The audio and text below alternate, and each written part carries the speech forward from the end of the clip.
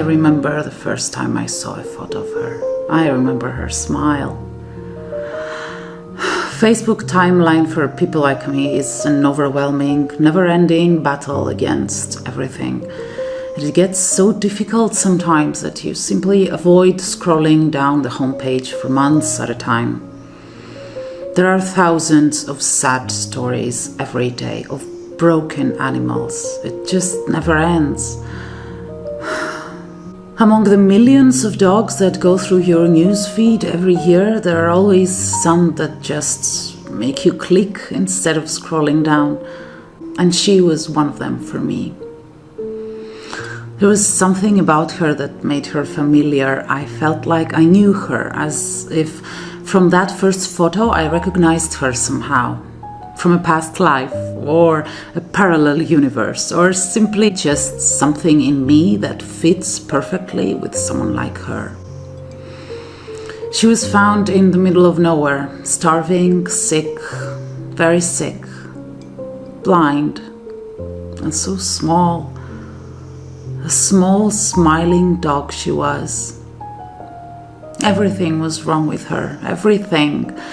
Heartworm and leishmaniasis and worms living and reproducing inside her eyes and a cyst in her tail full of fluid. You know, you see these rescue stories online and the dog suffers from that condition and then it recovers and then happy end. And then you see those other stories where the dog suffers from this and that and this and that and you're wondering, okay, why? Why all of it in just one dog? How many battles does she have to fight? Give her a break. Her rescuers named her Elenitsa.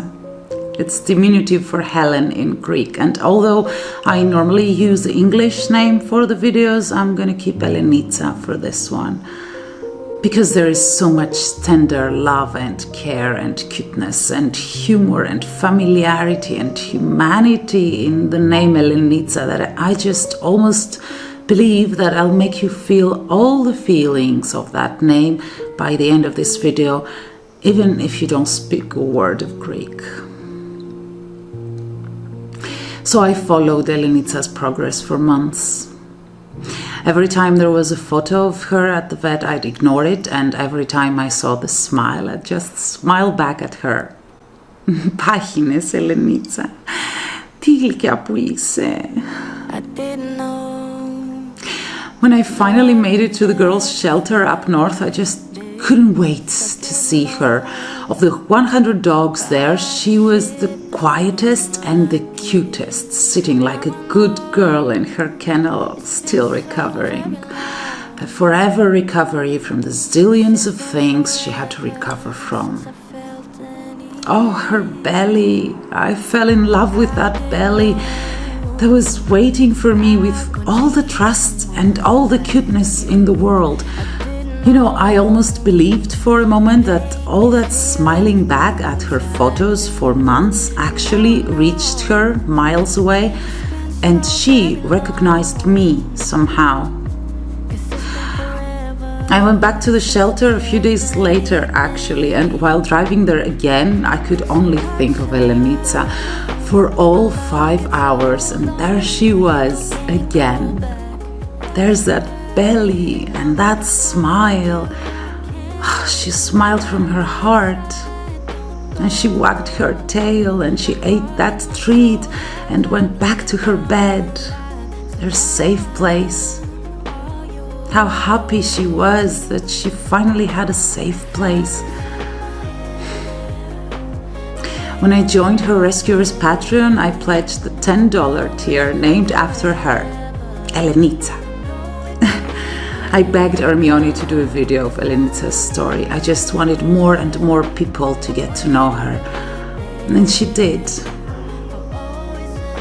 And Elenitsa was sitting there like a good girl next to Hermione while she was telling her story. She was so cute. 2 days later, Elenitsa was rushed to the vet. Her belly.